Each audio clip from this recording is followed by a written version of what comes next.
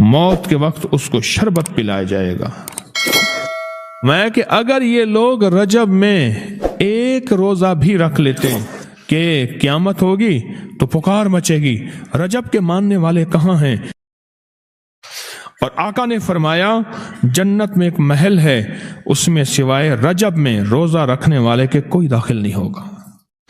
اور آپ نے فرمایا جنت میں ایک نہر ہے، اس نہر کا نام رجب ہے، اس کا پانی دودھ سے زیادہ سفید ہے اور برف سے زیادہ ٹھنڈا ہے اور شہد سے زیادہ میٹھا ہے، اور جو رجب میں چاہے ایک روزہ بھی رکھ لے اللہ اس نہر کا پانی اسے پلائے گا۔ یہ غصے کو ٹھنڈا کرنے والی چیزیں بتا رہا ہوں۔ ابو درداء رضی اللہ تعالیٰ عنہ نبی کریم صلی اللہ تعالی علیہ وسلم کا ارشاد، جو رجب میں ایک روزہ رکھے اور اس نے اپنی تمام عمر روزے رکھے، چاہے تمام عمر روزے رکھے اور شب بیداری کرے، اللہ کی عبادت گزاری، اگر اس نے رجب میں ایک روزہ رکھ لیا آسمان سے ندا کی جاتی ہے، اے اللہ کے ولی، امت عظمیٰ کی خوشخبری سن، موت کے وقت اس کو شربت پلایا جائے گا، جنت کا شربت پلایا جائے گا، وہ سیراب مرے گا، قبر میں سیراب حاصل ہوگا اور اس سے سیراب نکلے گا، قبر کی پیاس سختی سے بچ جائے گا، موت کی پیاس اور سختی سے بچ جائے گا۔ اور یہ فرمایا یہ کرامت صرف آقا کی امت کو ملی ہے۔ حضرت صوبان فرماتے ہیں ایک دفعہ آقا چند قبروں پر سے گزرے، رو دیے۔ صوبان نے پوچھا تو آپ نے فرمایا میں نے اللہ سے دعا کی کہ ان کے عذاب میں تخفیف ہو جائے، اور صوبان اگر یہ لوگ رجب کا ایک روزہ بھی رکھ لیتے اور ایک رات عبادت کر لیتے ان پر کبھی عذاب نہ ہوتا۔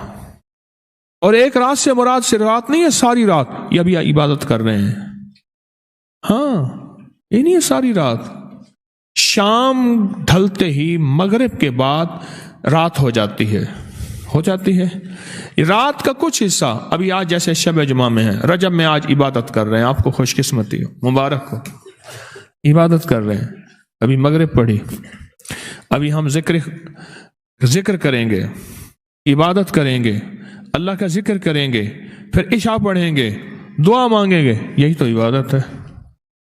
میں کہ اگر یہ لوگ رجب میں ایک روزہ بھی رکھ لیتے اور عبادت کر لیتے کسی رات کی، ایک رات کی، تو ان پر عذاب نہ ہوتا۔ میں نے عرض کیا یا رسول اللہ صلی اللہ علیہ وسلم، کیا صرف ایک روزہ اور ایک رات کی شب بیداری سے عذاب قبر نہ ہوگا؟ فرمایا ہاں، قسم ہے اس کی ذات کی جس کے قبضے میں میری جان ہے، کوئی مسلمان مرد ہو یا عورت ایسی نہیں رجب میں ایک روزہ بھی رکھ لے اور ایک رات کی شب بیداری کرے مگر اللہ اس کے لیے 1 سال کی عبادت لکھے گا جس میں اس نے روزہ رکھا اور شب بیداری، 1 سال وہ جس میں ساری رات جاگا اور سارا دن روزہ رکھا، اتنا ثواب ملے گا۔ اور آپ نے فرمایا کہ اللہ کی طرف سے ایک منادی ندا کرتا ہے، اے رجب میں روزہ رکھنے والو، اللہ کی پناہ میں جنت میں داخل ہو جاؤ۔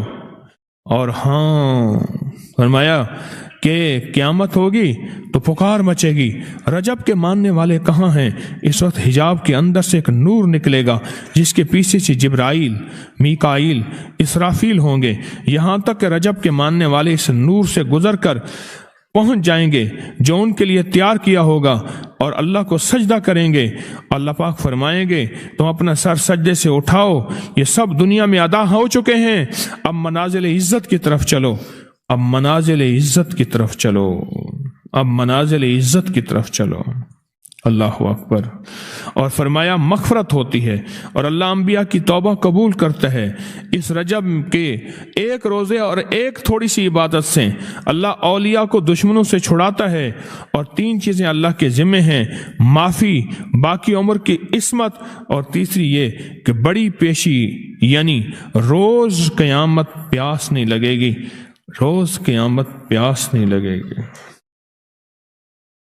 یہ چھوٹی چھوٹی راتیں، یہ چھوٹے چھوٹے دن، یہ چھوٹے چھوٹے لمحے آتے ہیں، اور آتے اس لیے ہیں کہ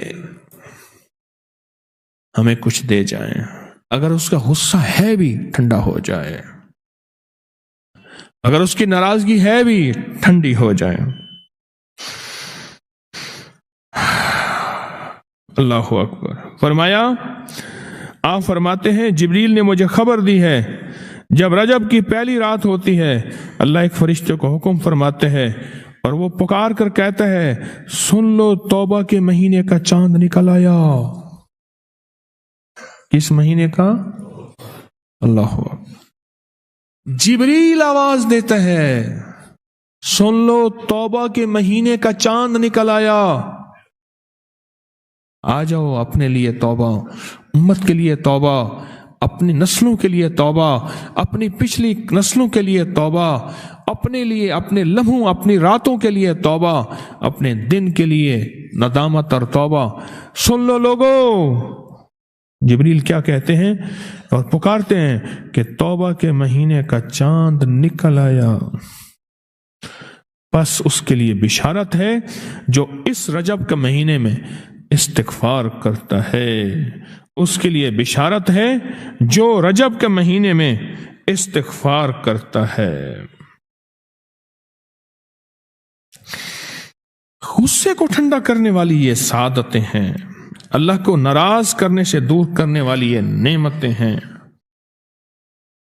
عجیب بات بتاؤ، اور میں جو شخص یہ چاہتا ہے، یہ غور سے سنیے گا، جو شخص یہ چاہتا ہے اللہ اس کی نسلوں کو معذوری اور مجبوری سے بچائے، معذور ہو جائے، کسی بھی چیز سے معذور ہو جائے اور مجبور ہو جائے۔ میں نے آپ کو اپنی مجبوری کا قصہ سنایا تھا، اس دن معذوری اللہ مجبوری سے بچائے کہ بے بس ہو جائے، مجبور ہو جائے۔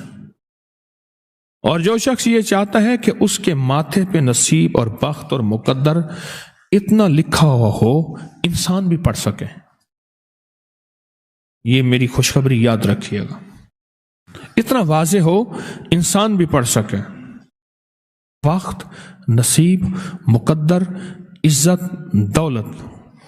اور تیسری، جو شخص یہ چاہتا ہے اس کی پیشانی کبھی سجدوں سے محروم نہ رہے اور فرشتے اس کی پیشانی سونگ کر بتا دیں کہ یہ وہ لوگ بندہ ہے جس کے سجدے واقعی تھے، تو فرمایا وہ کبھی بھی زندگی میں کسی ایسی اللہ کے دوست کی محفل کو تلاش کرے جو لازم شب جمعہ میں ہو۔ اور یہ وہ ہے، اللہ کا دوست میرا مرشد ہے، میں ان کا غلام ہوں، اپنی نہیں کہہ رہا۔ شب جمعہ، یہ شب جمعہ، جمعرات تسبیح خانے میں، اور پھر تسبیح خانے میں دعا ہوتی ہے، تھوڑی دیر کی یہ محفل ہوتی ہے۔ فرمایا آنے والے حضرات اور پوری دنیا میں اس میں شامل ہونے والے حضرات آن لائن، وہ اپنے بخت پیشانی پہ نصیب لکھواتے ہیں، سجدوں کی خوشبو بنواتے ہیں اور اللہ کے خزانوں سے پاتے ہیں۔ یہ وہ خوش قسمت ہیں جو شب جمعہ کا انتظار کرتے ہیں۔ کیا نصیب ہے، کیا مقدر ہے۔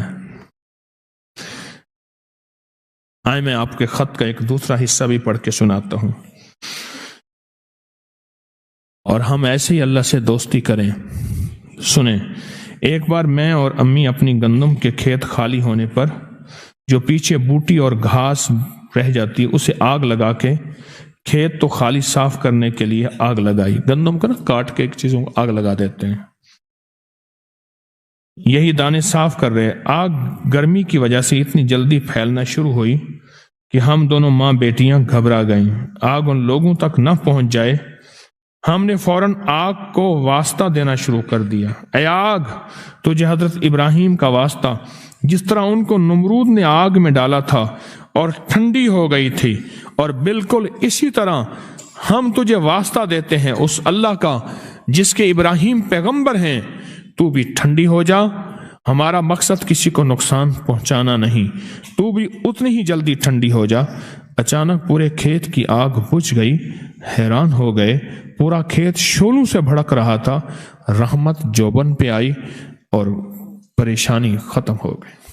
حضرت صوبان فرماتے ہیں ایک دفعہ آقا चंद कब्रों पर से गुजरे, रो दिए। सौबान ने पूछा तो आपने फरमाया मैंने अल्लाह से दुआ की कि इनके अजाब में तखफीफ हो जाए। और सौबान, अगर ये लोग रजब का एक रोजा भी रख लेते और एक रात इबादत कर लेते, इन पर कभी अजाब ना होता। और एक रात से मुराद सिर्फ रात नहीं है, सारी रात ये अभी इबादत कर रहे हैं। हाँ, ये नहीं है सारी रात। शाम ढलते ही मगरिब के बाद रात हो जाती है रात का कुछ हिस्सा।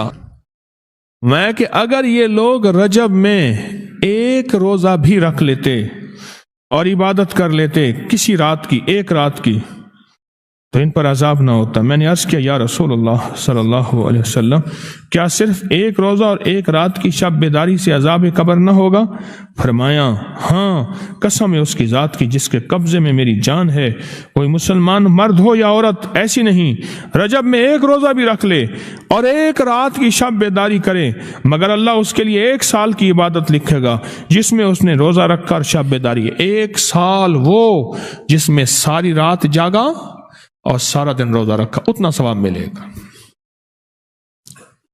और आपने फरमाया कि अल्लाह की तरफ से एक मुनादी निदा करता है, ए रजब में रोजा रखने वालों, अल्लाह की पनाह में जन्नत में दाखिल हो जाओ। और हाँ, फरमाया कि क़यामत होगी तो पुकार मचेगी, रजब के मानने वाले कहाँ हैं? इस वक्त हिजाब के अंदर से एक नूर निकलेगा जिसके पीछे से जिब्राइल, मीकाइल, इसराफील होंगे, यहाँ तक कि रजब के मानने वाले इस नूर से गुजर कर पहुंच जाएंगे जो उनके लिए तैयार किया होगा और अल्लाह को सजदा करेंगे। अल्लाह पाक फरमाएंगे तुम अपना सर सजदे से उठाओ, ये सब दुनिया में अदा हो चुके हैं, अब मनाजिल इज्जत की तरफ चलो, अब मनाजिल इज्जत की तरफ चलो, अब मनाजिल इज्जत की तरफ चलो। अल्लाह अकबर। और फरमाया मग़फ़िरत होती है और अल्लाह अंबिया की तौबा कबूल करता है।